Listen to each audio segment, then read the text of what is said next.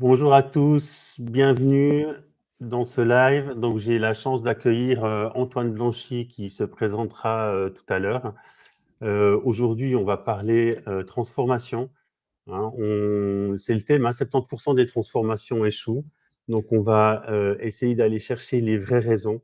On va regarder comment on peut briser ce cycle, comment on peut reconstruire la confiance et comment on peut mettre une méthode en place qui démarre dès le jour 2. Et c'est aussi une masterclass qui est basée sur un échange. Hein. Moi, j'ai 25 ans d'expérience au service de la performance réelle. J'ai toujours été un pionnier des méthodes, agile d'abord, autonomisé ensuite, OKR, avec toujours un seul objectif, permettre à vos équipes et aux CEO d'être fiers des résultats qu'ils ont obtenus. Hein, mon expérience est essentiellement basée dans les PME et les plus grosses structures SME, quelques incursions dans le domaine public ou parapublic. Et c'est cette expérience que j'ai la chance de partager avec Antoine Blanchy, qu'on connaît bien souvent parce que c'est Ouais, alors, Voice LinkedIn. ouais, alors Bienvenue merci Antoine. Gilles. Merci Gilles. Ben, bon, bonjour à tous aussi. Je suis très content d'avoir été invité par toi, Gilles, parce que en fait, je te suis déjà depuis plusieurs mois. On se connaît quand même relativement bien. Et puis, ce que tu fais, c'est vraiment remarquable. Ben, transformation, bah oui, d'abord, le transformation, c'est un nom très couleur sur ces dernières années, parce qu'on a vécu quand même tellement de changements et on en vivra encore plus. Donc, entre ce qui se passe en termes de géopolitique, en termes de social, en termes de politique dans quasiment tous les pays, en termes aussi économiques, on a une disruption maintenant IA qui s'accélère, puisque l'IA auparavant était très spécialisée, maintenant elle sort de sa boîte, elle entre dans notre quotidien. Tous les jours, il y a de l'IA maintenant. On est plus actif qu'auparavant. Avant, on avait l'IA de Amazon ou l'IA de Google.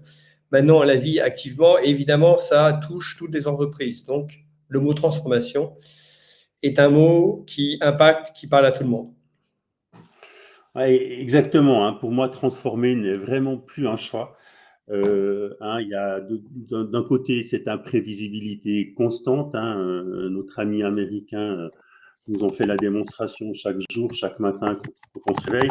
De l'autre côté, il y a une disruption constante. Hein. Aujourd'hui, c'est devenu une nécessité. Hein. C'est devenu non seulement une nécessité, mais c'est aussi, pour moi, et c'est ce qu'on va démontrer aujourd'hui, devenu une nécessité par un mouvement permanent, euh, qui fait qu'on se transforme en permanence pour survivre avant d'exceller. Antoine, je te laisse te présenter un peu. Dis-nous plus sur ton expérience, qui tu es, qu'as-tu fait dans les trucs passionnantes que tu as faites.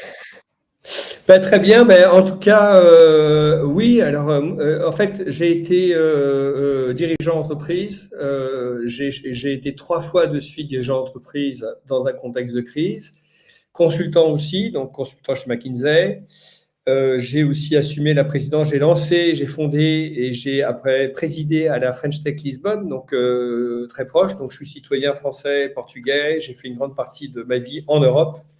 Entre la France et le Portugal globalement, mais aussi et donc je suis un spécialiste de croissance, un spécialiste d'exponentiel, un spécialiste de croissance rentable, et donc évidemment le sujet d'aujourd'hui est un sujet super important parce que j'ai transformé plusieurs fois des entreprises, voilà, ou en tant que mentor de dirigeants ou en tant que directeur général. Donc en quelques mots, voilà ce que j'ai pu faire. Magnifique expérience, merci, ça va être passionnant d'échanger ensemble. Je propose qu'on rentre directement dans le vif du sujet. Hein, bien souvent, et c'est ce que j'aime beaucoup dans ton approche, bien souvent, quand on cherche à transformer et que je questionne les CEO qui me parlent de transformation, on a de la peine à comprendre le pourquoi, le why qui se cache derrière, à part plus de croissance, à part plus d'ébit, à part plus de résultats. Et c'est des éléments avec lesquels on ne sait pas tellement embarquer les équipes. Toi, ton approche est différente. Tu proposes comme moto de transformation, comme énergie de cette transformation nécessaire pour aller plus loin. En fin de compte, voilà, en quelque sorte, une entreprise, c'est d'abord une aventure humaine et le moteur de l'entreprise, son énergie intrinsèque, c'est la motivation, l'alignement, l'engagement des personnes qui sont à l'intérieur de l'entreprise. Malheureusement, ce qui s'est passé aussi, c'est que nous avons une culture qui vient du Fordisme, du Taylorisme. Et globalement, à l'époque, le succès de l'ère industrielle qui s'est terminée, on va dire, presque à la fin du XXe siècle, c'était je mets des gens sur une chaîne je crée de la masse, et puis j'ai des gens intelligents qui ont été formés, des ingénieurs ou des gens intelligents qui sont passés par des grandes écoles, par des MBA, etc., qui vont expliquer à ces gens comment travailler. Entre-temps, on a complètement changé de moteur économique. On n'est plus autant dans la massification, on est dans d'autres systèmes, donc l'économie des startups, l'économie de l'innovation. Et nous avons besoin de personnes intelligentes qui deviennent responsables de leur fonction, qui habitent leur fonction.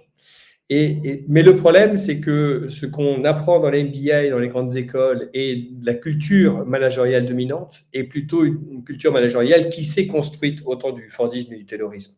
Donc il y a quelque part un choc qui fait que, et ça se traduit souvent par des dirigeants qui sont parfois hors sol, qui se plaignent d'équipes qui ne sont pas assez engagées.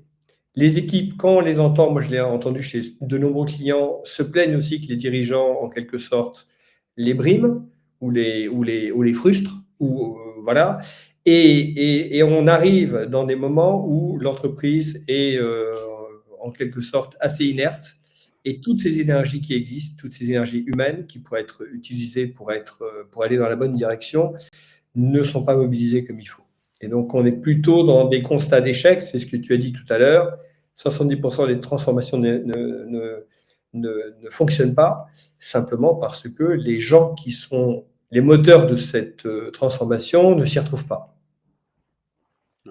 Et donc, comment on fait pour transformer cet élan, pour leur donner envie d'y participer, pour que cela prenne du sens pour eux, qu'ils disent, ben oui, c'est vraiment vers cette direction qu'il faut aller. Puis, quelle serait ta proposition, ta suggestion? Bah écoute, c'est un peu ce qui nous réunit, Gilles, finalement, et parce que en fait, on s'est déjà longuement transformation, et donc bah, je sais aussi que tu es complètement en phase avec ce que je dis, et puis tu vas rajouter toi-même ta propre expérience, que c'est quand même vraiment intéressant. Mais globalement, cette coupure dans une entreprise, il y a ceux qui savent et ceux qui exécutent, il faut l'abolir complètement. Et la clé, justement, c'est de permettre que ceux qui exécutent deviennent eux-mêmes responsables de ce qu'ils font, et donc autonomes de ce qu'ils font. Et voilà, la clé, finalement, elle est exactement là. Donc cette coupure entre je sais et toi tu fais, ou je sais, vous faites, eh bien, c'est trouver justement, demander aux personnes de devenir plus responsables de ce qu'ils font. Et donc, qu'est-ce qui est important pour vous? En quoi c'est important que nous changeons? Donc, le rôle du CEO, le rôle du CODIR, du COMEX, c'est d'expliquer effectivement pourquoi le changement. Et puis, de questionner les équipes en disant, mais en quoi ça vous concerne? Qu'est-ce que vous aimeriez aussi vous-même changer? Et là, c'est un acte transformateur. Parce que si les personnes d'en dessous, qui étaient plus traditionnellement en mode d'exécution, commencent à être en mode, en quelque sorte, de reprendre un peu leur pouvoir, eh bien, l'énergie change radicalement. Voilà. Donc, quelque part, c'est vraiment poser la direction, poser moi, je travaille beaucoup sur mes clients, sur le pourquoi, sur le why, c'est-à-dire qu'on me raconte une histoire, je dis votre truc, moi ça m'excite pas. Et si ça m'excite pas, ça doit pas exciter vos équipes. Donc on va travailler sur cet élément-là, on va travailler sur le pourquoi, qu'est-ce qu'on va chercher, à quoi ça sert. Et puis une fois qu'on a quelque chose de sexy, on va pouvoir lancer le projet de transformation. Et on va pouvoir travailler sur la co-création. Ouais. Et effectivement, c'est à ce moment-là de dire bah, maintenant, qu'est-ce que ça veut dire? Je considère, et c'est mon petit test que je fais subir à tous mes clients, qu'il y a quatre étapes hein, pour que ça marche. Est-ce que j'ai compris les priorités et pourquoi on le fait? Est-ce que j'en ai compris les challenges? Hein, parce que je peux dire j'ai compris, mais après ça m'est égal. Donc on questionne les challenges, ce que ça veut dire concrètement pour eux. Le troisième des points, c'est ce que ça m'excite, parce que s'il n'y a pas d'excitation, il n'y a pas d'envie, ben, les gens, ils vous écoutent, ils ont compris, mais ils sont bien contents de rentrer chez eux ou de se faire ce qu'ils savent faire le mieux, c'est-à-dire être efficace opérationnellement pour être tranquille. Parce que quelqu'un qui a fait son boulot, on le laisse tranquille, il est efficace, mais il ne va pas nous aider à progresser. Oui. Et puis la troisième fois, c'est ce que tu as dit, est-ce que j'ai les moyens, le temps à disposition pour m'y insérer. Oui. Et en général, en travaillant très rapidement sur ces 4 éléments, ben, on arrive très rapidement à passer de il faut vous transformer à transformons-nous, évoluons vers quelque chose d'autre qui nous excite. Et c'est souvent ces 4 points, on tombe au deuxième, les gens ont compris à quoi ça sert et ça va peu le dire. Et puis quand on leur demande, mais ça veut dire quoi pour vous concrètement, ben, on tombe souvent dans le je sais pas, ou business as usual, ou c'est pas pour moi. C'est les gens du digital, c'est les gens des opérations, mais c'est pas pour moi. Mon RH, je suis tranquille, c'est pas pour moi. Moi, à la qualité, je suis pas concerné. Et tant que les gens ne prennent pas ça en main, il va pas se passer grand chose, en fait, et c'est une bonne partie des échecs. Oui. Alors, il y a quelqu'un il y a quelqu'un qui, dans les commentaires, parle de co-création. Tout à fait d'accord. En fin de compte, je vais raconter une ou deux histoires qui sont très, très illustratrices, puisque moi, je l'ai vécu dans les deux choses. Moi, j'ai fait partie de l'industrie du savoir, qui est McKinsey, donc c'est une formidable industrie du savoir. Ils savent beaucoup de choses. Et eux-mêmes, ils s'inscrivent vraiment dans cette culture fordiste qui est de dire, nous, on sait, et puis vous exécutez. Souvent, ça ne marche pas. Et justement parce que ce n'est pas un acte co-créateur, d'accord ? Et en fin de compte, les consultants et les clients se renvoient un peu la balle. Donc, première chose, c'est qu'est-ce qui m'a permis en quelque sorte de transformer souvent cette relation de consultant à client, et après que j'ai mis en place quand je suis devenu directeur général, c'était précisément d'avoir cette humilité qui est de dire qu'est-ce qu'on va construire ensemble aujourd'hui. Et non pas justement cette relation, et ça change tout, c'est-à-dire que le fondamental dans une entreprise, pour moi, c'est le directeur général donne la vision de l'entreprise, c'est lui qui donne la direction. Voilà. Il n'a pas besoin d'être un super gourou, etc. Ce n'est pas le sujet. Il peut co-construire la vision avec les autres. Mais en tout cas, il s'entend pour donner une direction. Et après, c'est le capitaine du bateau.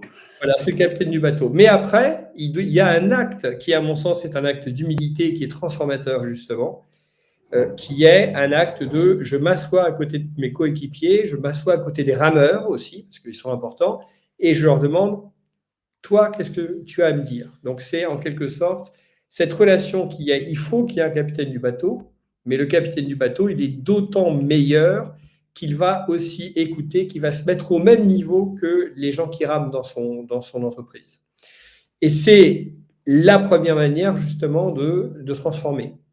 Le crime que j'ai souvent vu, c'est des slides sur la conduite du changement. Donc, en quelque sorte, voilà, je sais,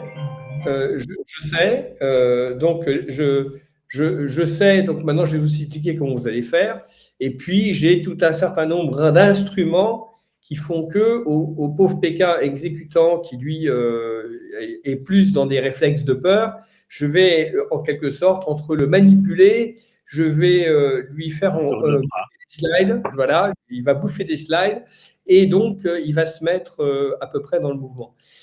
Aujourd'hui, ça ne marche plus. Ce système a fonctionné très très bien dans le XXe siècle.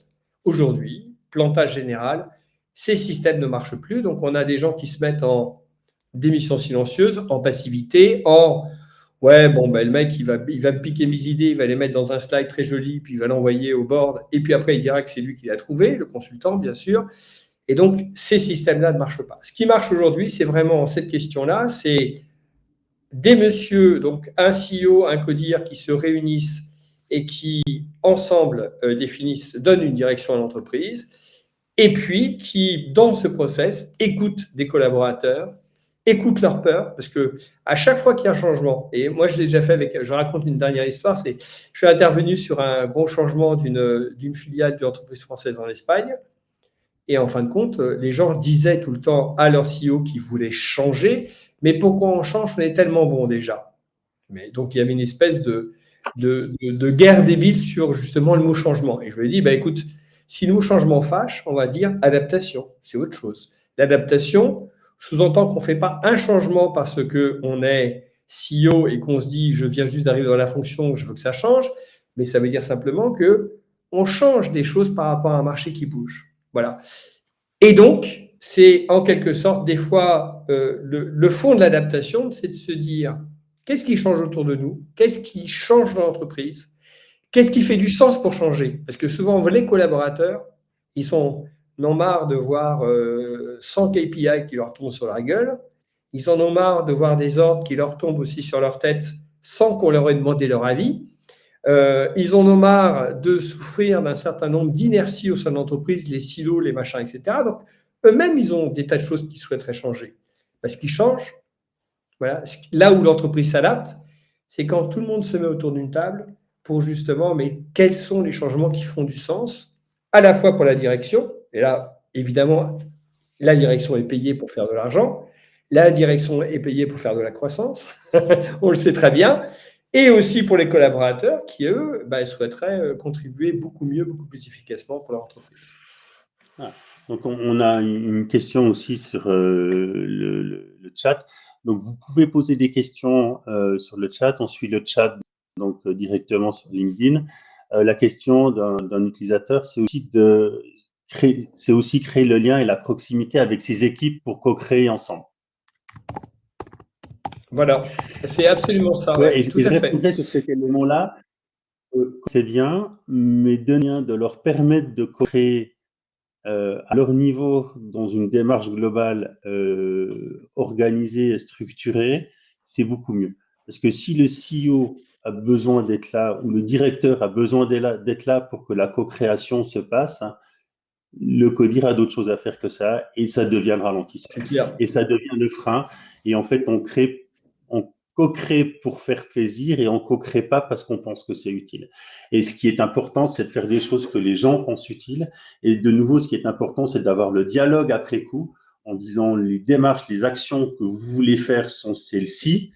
Elles nous surprennent ou on les trouve géniales, mais si elles nous surprennent, c'est le moment qu'on discute parce qu'on ne s'est pas compris sur quelque chose ou nous, on n'a pas compris en tant que direction quelque chose que vous exprimez par rapport au marché, par rapport à votre réalité du terrain, et il faut qu'on discute parce que c'est quelque chose qu'il faut qu'on traite si on veut pouvoir avancer. Et c'est là où on doit laisser de l'espace, permettre de créer, et c'est dans cette dynamique que nous on dit le codir donne direction et on va former des internes qui vont piloter ces actions. Et je crois que la plus belle expérience qu'on a faite dans une démarche de transformation qui était complètement pilotée par des équipes qu'on a formées au départ et qui a duré entre 5 et 7 ans dans une entreprise parapublique, en fait, c'était de dire les champions ne sont jamais des personnes impliquées dans le processus sur lesquels ils travaillent, dans la démarche sur laquelle ils travaillent. Et on a formé un certain nombre de modérateurs internes qui n'avaient rien à gagner, rien à perdre. Juste à être là pour mettre de l'huile et pousser les gens. On les a formés avec quelques méthodes simples. On les avait embarqués dans cette histoire. Et en fait, ça a été terriblement puissant parce que ça permettait aussi de créer tout un tas de liens sociaux et de décider l'entreprise par ses actions collectives à tous les niveaux de l'entreprise et ça a complètement transformé l'entreprise et ils n'ont simplement pas senti la transformation. C'est-à-dire qu'un jour, ils se regardent dans le miroir et ils disent on n'est plus la même boîte, on est différent. Beaucoup de choses ont changé. C'est incroyable parce qu'on n'a même pas senti. Et c'est cet élément-là que nous, on va pousser toujours en avant avec une démarche construite qu'on va voir un petit peu plus tard. Alors là-dessus, j'ai peut-être un truc pour rebondir sur ce que tu dis, Gilles. Moi, en fin de compte, ce dont tu parles, on est tous les deux convaincus de ce qui va vraiment changer, c'est que tant qu'une personne est dans une logique d'exécution, c'est-à-dire que globalement, elle reçoit des ordres qui sont plus ou moins descendants et on lui demande simplement écoute, utilise ta tête dans cette direction quoi qu'il arrive, voilà, et qu'elle a finalement pas l'impression de pouvoir elle-même participer à ce qu'elle fait, elle est juste en passivité par rapport à ce qu'elle fait. Tant qu'on est dans ce paradigme, en fin de compte, les changements vont se planter, les entreprises ne vont pas s'adapter, elles ne vont pas générer de l'enthousiasme et de l'énergie. Ça, c'est vraiment le point base.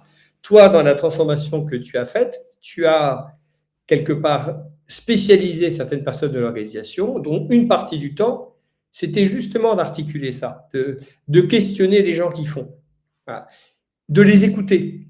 Et puis aussi de pouvoir faire de la remontée d'informations en disant peut-être que ça serait bien de changer ceci ou cela. Voilà. Donc, dans nos organisations, si on veut de la performance, la base est vraiment d'initier cette co-création. Et l'idéal, c'est effectivement, et ça c'est là où on s'est retrouvé avec Gilles, c'est que Gilles est un spécialiste pour des bonnes ETI de cette transformation. Voilà, moi, je me suis plus dédié à des PME pour pouvoir le faire.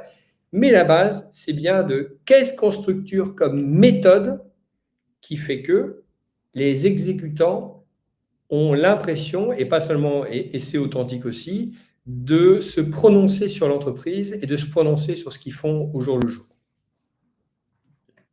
Hein. C'est pour revenir à ta logique des méthodes de gestion du changement. Hein. On a une méthode, on a un expert qui va nous expliquer comment changer les gens.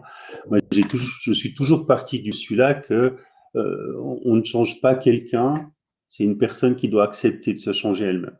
D'accord? Donc il faut lui permettre de trouver une motivation, une envie de se changer.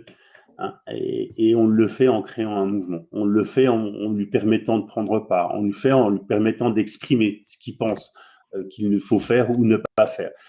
Et en faisant ça, on reconnecte le terrain avec les équipes dirigeantes.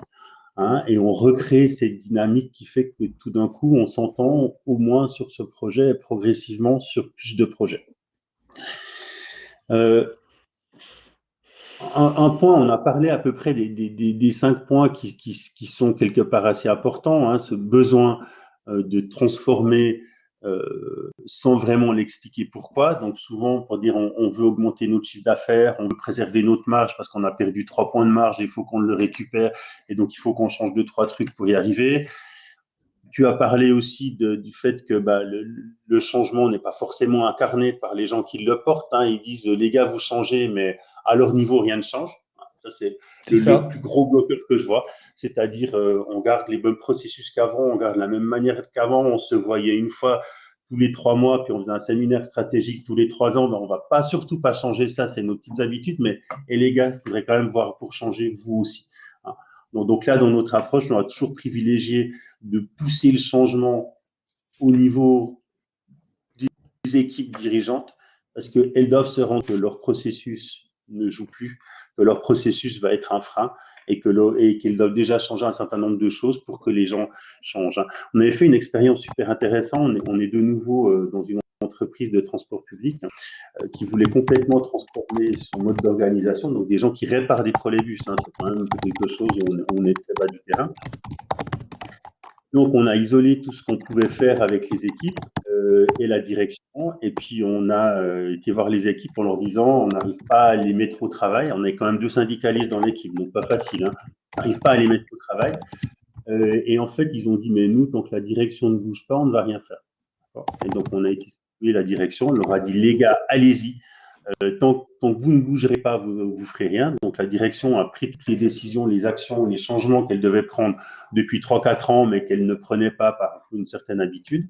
Et 2 mois après, on est simplement retourné vers les équipes. On leur a dit, vous avez vu, vos patrons, ils bossent. Vous faites quoi, vous? Ils ont dit, oh putain, ils bossent.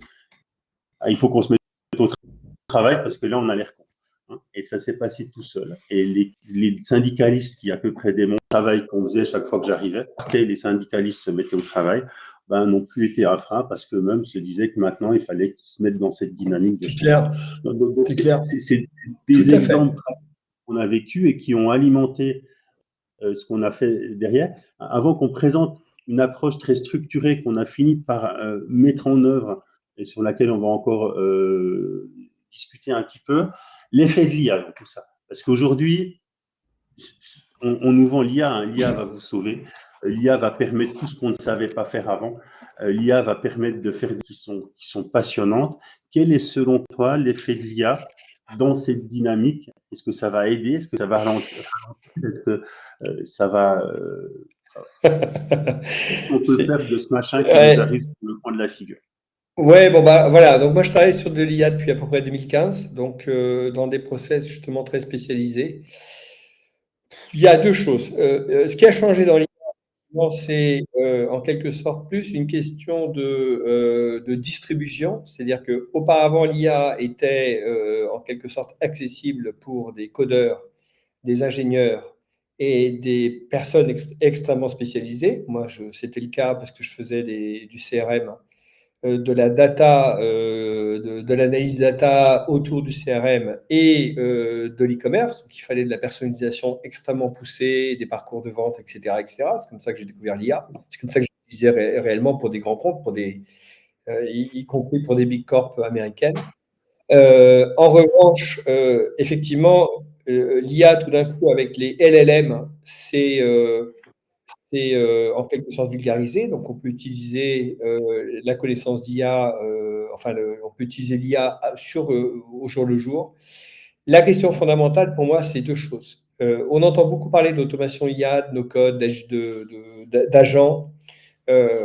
L'agentique, effectivement, répond à un besoin qui est de l'automatisation de tâches. Ça peut apporter de la valeur, en quelque sorte, mais je ne pense pas que l'automation de tâches, en quelque sorte, soit vraiment quelque chose de révolutionnaire. Voilà, ça va permettre effectivement de réduire des coûts. En même temps, si les coûts étaient très très forts, en quelque sorte, pour beaucoup d'entreprises, c'est que on pu réduire les coûts. Moi, j'ai fait des projets chez McKinsey où on pouvait faire ce genre de projet déjà avec de l'IA ou avec de la programmation informatique. Donc, on pouvait déjà automatiser plein de choses. Donc, en quelque sorte, aujourd'hui, bien sûr qu'il y a un potentiel par rapport à l'automation au travers d'IA maintenant beaucoup moins cher, etc. Mais je ne pense pas que ça va être là la principale opportunité. L'opportunité d'IA, à mon sens, c'est de pouvoir, en quelque sorte, la mettre le plus possible dans son ERP et faire, pour moi, le paradigme de l'IA bien utilisé, c'est ce que font Amazon et c'est ce que font Tesla. C'est-à-dire que l'IA est embed et au fond, au sein de la machine opérationnelle de l'entreprise. Et l'IA intervient de manière précise, chirurgicale, pour proposer de la vraie valeur ajoutée par rapport à ça. Alors, je donne un exemple trivial. Hein. À un moment donné, j'ai dirigé une entreprise qui faisait un métier qui était de la distribution de prospectus publicitaires. Et donc, oui, j'ai mis de l'IA, j'ai mis de l'automation pour une opération très simple qui était on téléphonait automatiquement à la zone de distribution publicitaire au client avec un IVR, donc un automate de voix, et on demandait au client s'il reconnaissait ou pas le prospectus qui lui était tombé dans la boîte aux lettres. Très simple. Et ce streamline, le fait d'avoir fait ça en automation permettait, moi, de voir mes clients, qui étaient Leroy Merlin, qui étaient Auchan, qui étaient Continent, enfin des opérateurs, et de dire, je suis le mieux disant sur la performance de mon opération. Je suis meilleur que mes concurrents. Quand on fait de l'IA de cette manière-là, là, on change le jeu. Donc, vous avez une prestation, donc vous pouvez utiliser de l'IA, je dirais, moi j'ai vu des choses de L'Oréal aussi, où l'IA devient chaque fois plus un espèce de beauty advisor pour les clients ou les clientes, c'est surtout les clientes chez L'Oréal, mais il y a aussi les clients. Et donc, une expérience qui permette justement à L'Oréal de créer une proximité avec son client, de dire, voyez, c'est un anti-vieillissement par exemple, ou un anti-rides, ou je ne sais pas quoi, et en effet, ou bien vos cheveux se transforment, oui, effectivement, c'est là où on peut gagner quelque chose de différent. Voilà. Bien qu'on se voit, Tesla a fait un ERP complètement intégré, ça veut dire que chaque voiture est connectée avec l'ERP et chaque voiture donne des cas d'usage, envoie les cas les plus compliqués on n'est pas passé très loin de l'accident, etc., etc. Envoie aussi les statistiques d'utilisation du moteur, différentes fonctions de la voiture. Et donc, cette IA, toutes ces datas sont optimisées après avec de l'IA pour garantir que la Tesla s'améliore avec le temps. Alors, Tesla a créé le concept de la voiture qui s'améliore avec le temps. C'est-à-dire, vous pouvez acheter une Tesla et dans 2 ans, elle va être meilleure que la Tesla que vous avez achetée. Simplement parce que la voiture aura été accompagnée, aura été optimisée et votre Tesla se met à jour automatiquement, justement, sur cette base. Donc, aujourd'hui, c'est vraiment l'IA qui change l'expérience client, qui va être le nouveau paradigme sur lequel il faut vraiment investir.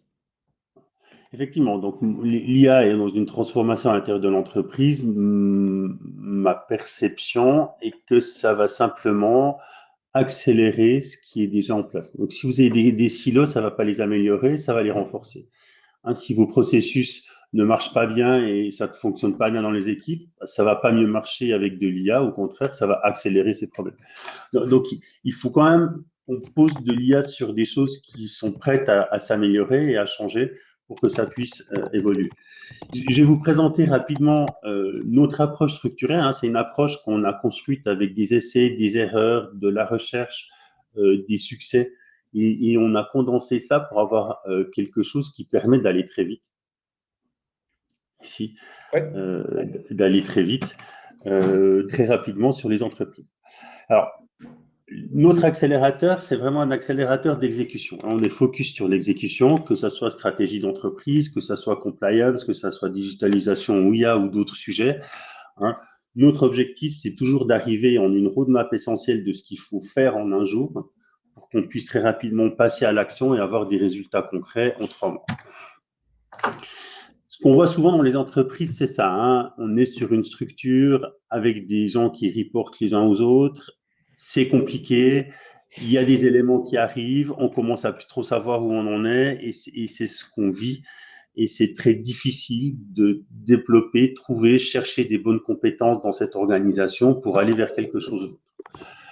Aujourd'hui, notre accélérateur, il vise ces 4 objectifs clés, c'est-à-dire 1, clarté absolue sur vos priorités stratégiques. Hein, il faut que vous et toutes vos équipes le sachent. 2, on va travailler sur l'engagement actif des équipes sur vos priorités. Donc, on est vraiment sur cette logique de co-création avec des échéances claires et des résultats impactants.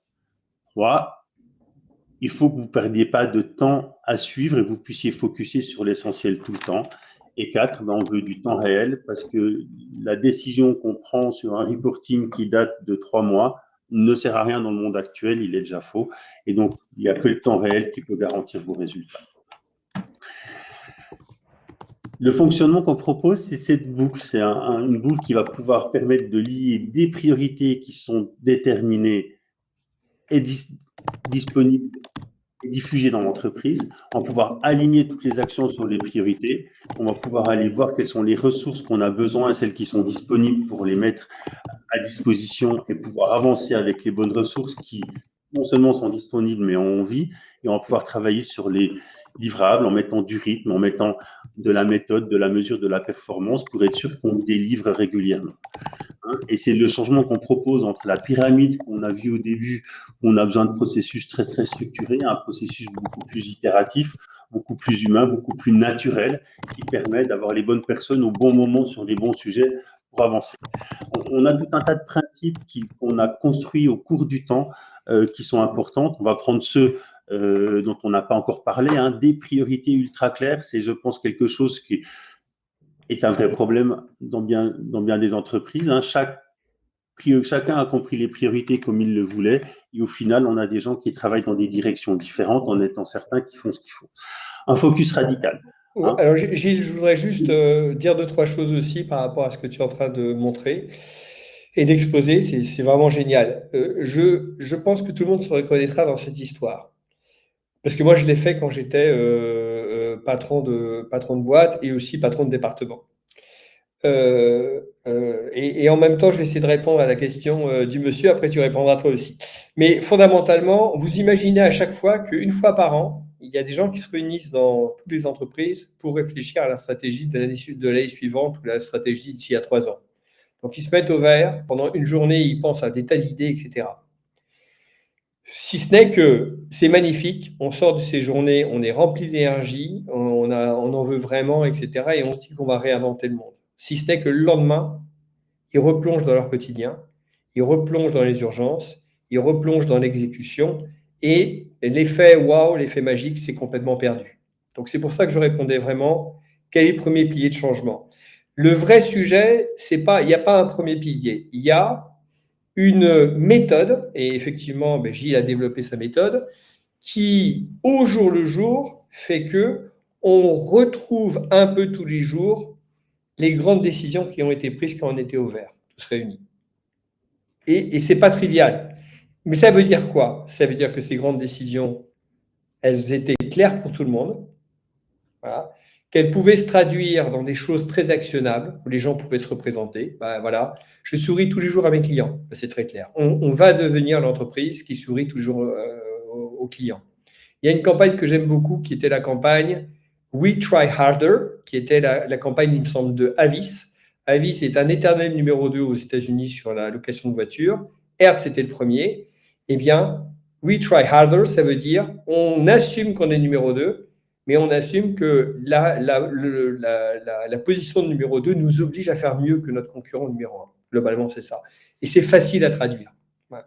Et donc, le vrai miracle, et c'est là où Gilles a créé une méthode qui est extraordinaire, que moi j'utilise aussi, c'est bien, on a décidé des choses, elles doivent être claires, elles doivent être actionnables, et tous les jours, un peu tous les jours, on va construire les choses qu'on a définies pour que ça se réalise vraiment dans notre quotidien. Voilà. Et c'est ça qui casse le système qu'on connaît aujourd'hui, qui est le système de drive and control, qui est le codir décide, ça descend en bas, c'est en pur descendant, les gens font ce qu'ils peuvent, et puis en général, les résultats sont quand même très décevants. Merci beaucoup. Et je rajouterai deux choses effectivement qui est au cœur. On place l'exécution au cœur du système et la C'est stratégie, ça. elle va vivre avec l'exécution, elle va se nourrir, elle va nourrir l'exécution. Mais aujourd'hui, c'est l'exécution et le suivi de l'exécution qui compte parce que la stratégie qu'on a construite il y a 6 mois n'est pas forcément celle qu'on va garder pour les 6 prochains mois. Et aujourd'hui, donner du rythme, donner de la souplesse, de l'agilité, de la fluidité, c'est le terme que je préfère à tout ça, est très très important pour avancer.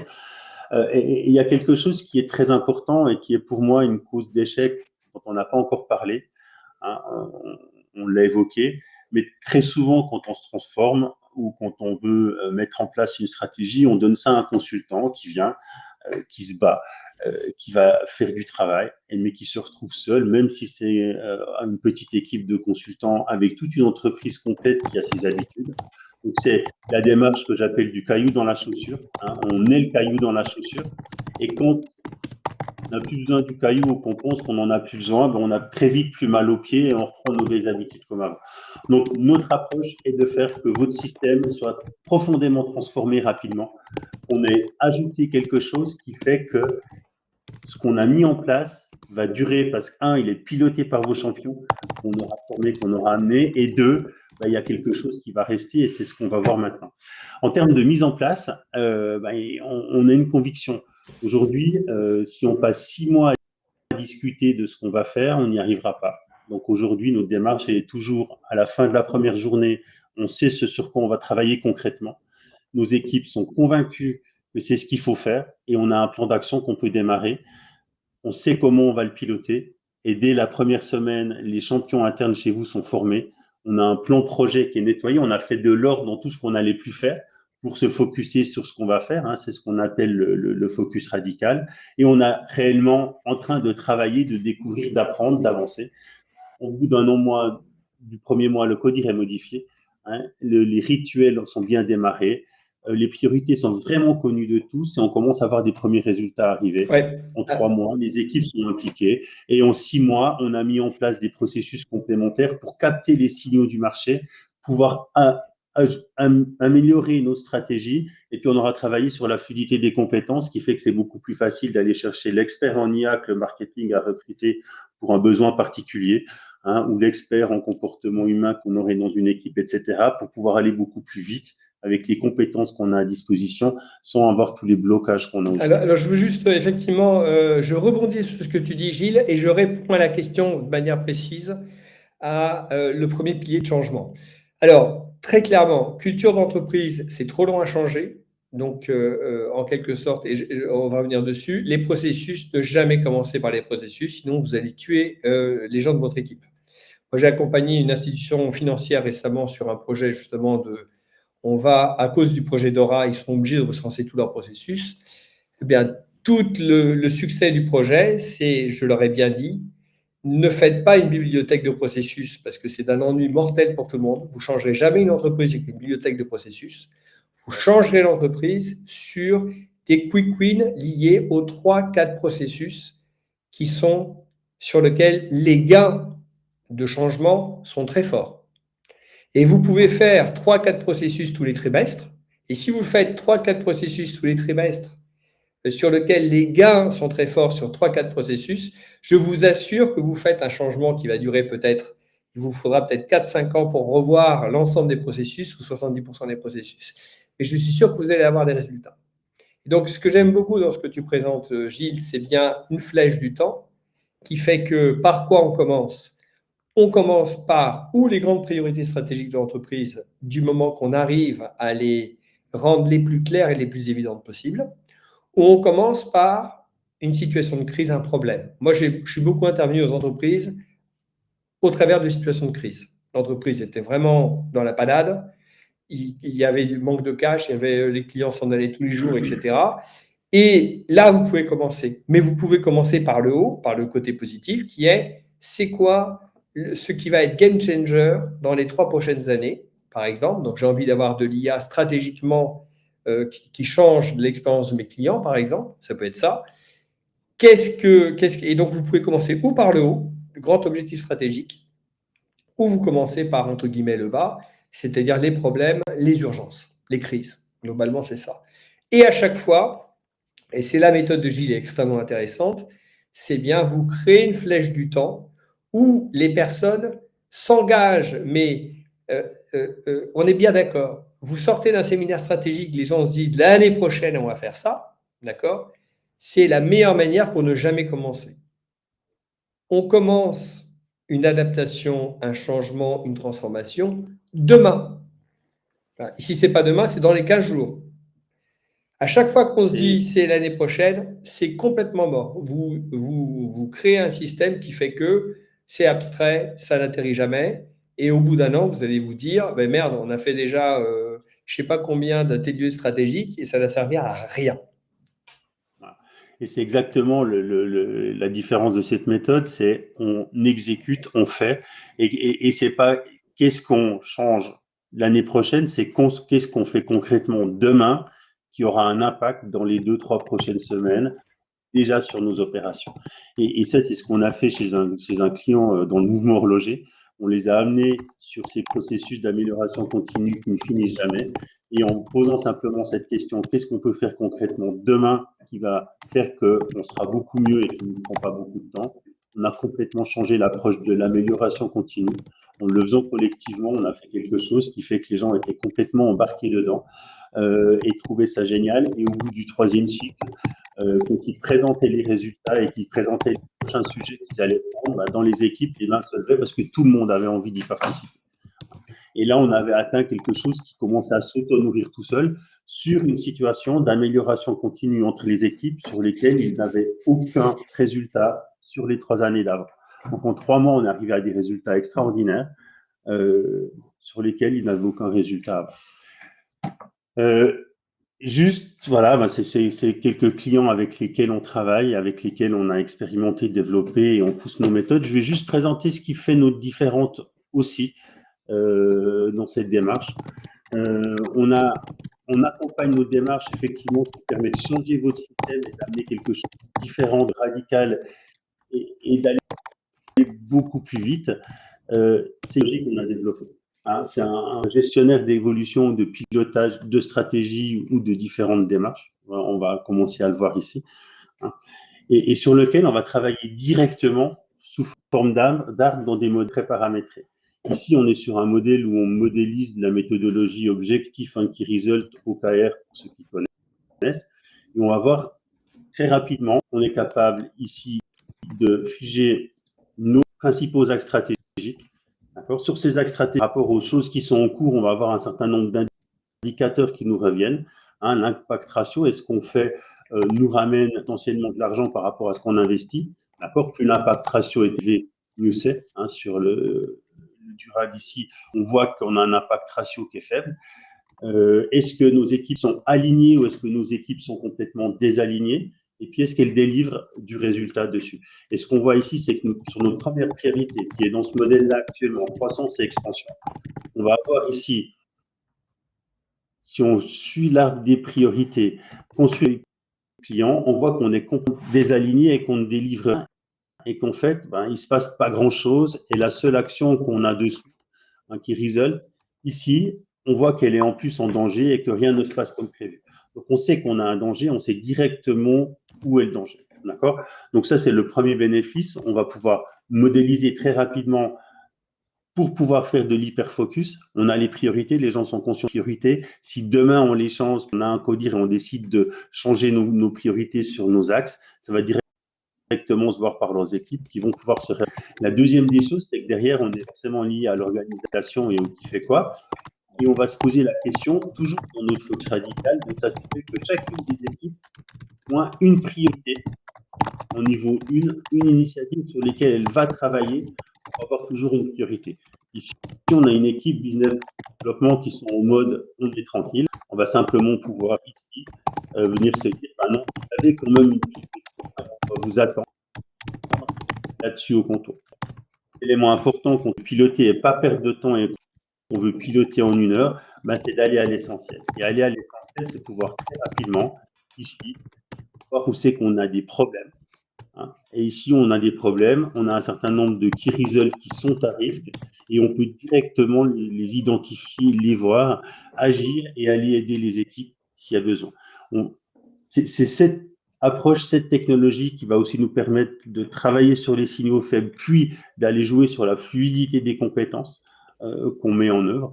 On est basé aussi sur des principes d'innovation partagée ou d'open innovation qui permettent effectivement d'aller voir quelles sont les compétences que les gens ont, quelles sont les envies et comment est-ce qu'on arrive à dire une thématique prioritaire, impactante, qui sait qui a envie de travailler dessus et qui sait qu'on a besoin pour travailler dessus. Alors, je dirais par rapport à ce que tu montres, vraiment, l'important, c'est une méthodologie pas à pas. C'est vraiment important. Voilà. Donc là, tu montres justement cette hiérarchie des objectifs de manière très, très claire. C'est une méthodologie pas à pas parce qu'il y a une flèche du temps qui fait qu'on engage les gens et on réengage dans leur quotidien. Et puis, c'est une méthodologie pas à pas parce qu'elle est extrêmement visuelle. Ça veut dire qu'à tout moment, le suivi de projet, il est fait en un clin d'œil. Et c'est vraiment important. Parce que des fois, simplement pour réviser, pourquoi les gens perdent la motivation? C'est parce que c'est génial le projet, etc.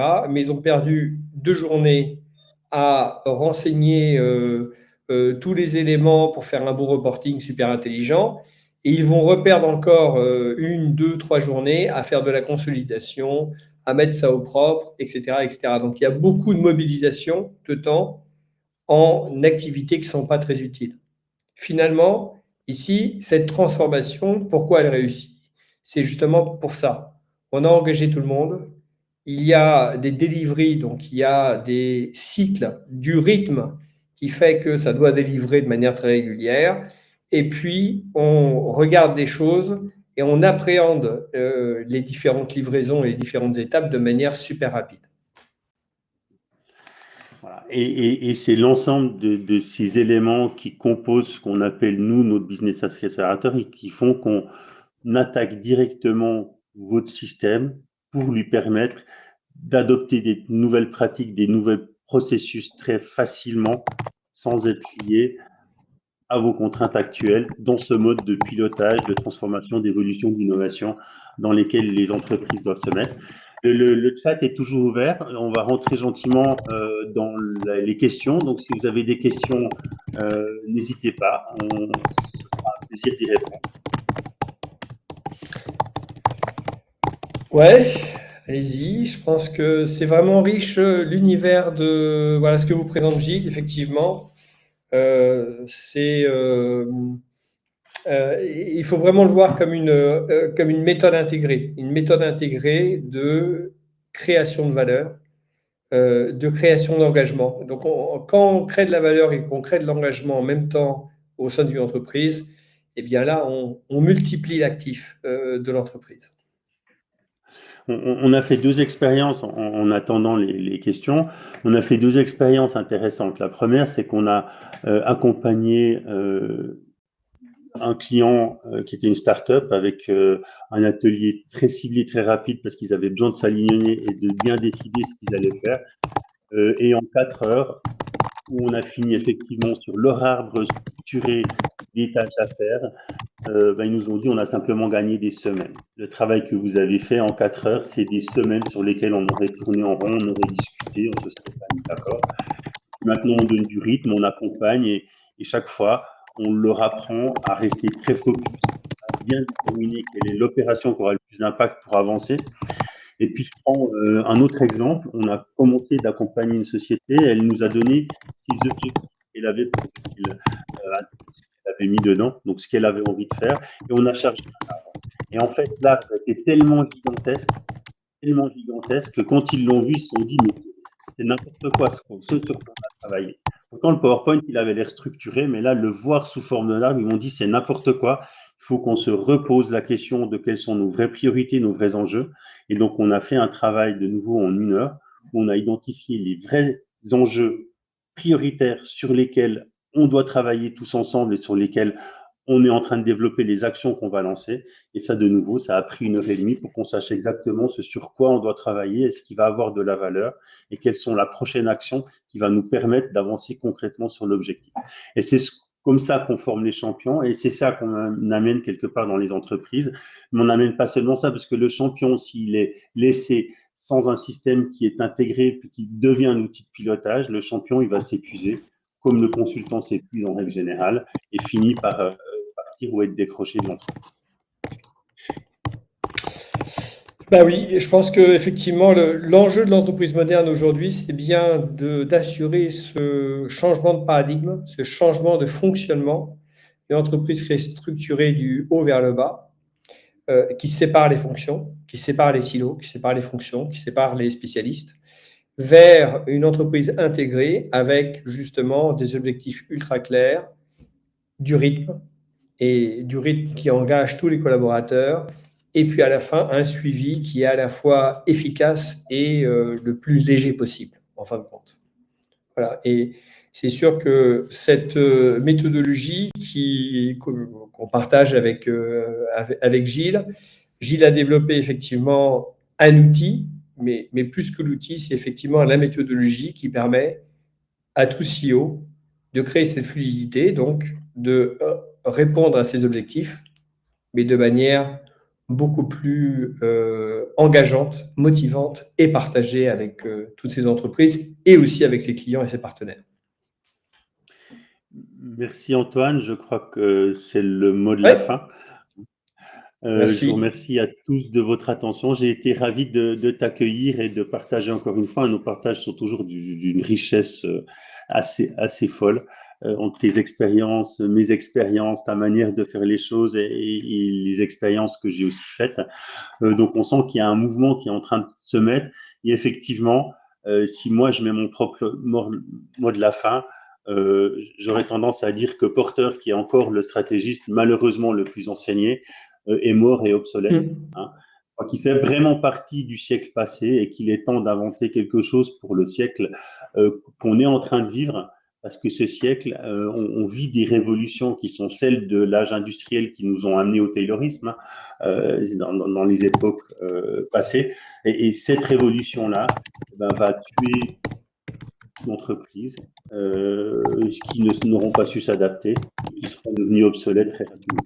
Et c'est ce que je vois chez certains gens. Hein. Tout marchait bien pendant 20 ans et tout d'un coup, ils me disent on fait comme avant, mais ça ne marche plus. Quand on se rend compte que comme avant, ça ne marche plus, c'est vraiment le déclencheur le plus fort de dire alors, si ça ne marche plus, ça ne va jamais s'améliorer et c'est pas momentané, il va falloir mettre en place quelque chose pour avancer. Merci à tous pour votre attention. Je vais terminer ce live là maintenant. Antoine, je me réjouis de notre prochaine conversation. Merci encore de ta présence. Écoute, merci beaucoup Gilles, c'est vraiment un plaisir. Et puis franchement, la méthode que tu as développée, cet outil aussi, c'est vraiment une recommandation, c'est essayez-le. Parce qu'effectivement, en termes vous allez voir qu'en 3 mois, vous verrez la différence. Donc, il n'y a pas mieux que d'essayer 3 mois. Voilà. À très bientôt en tout cas. À très bientôt.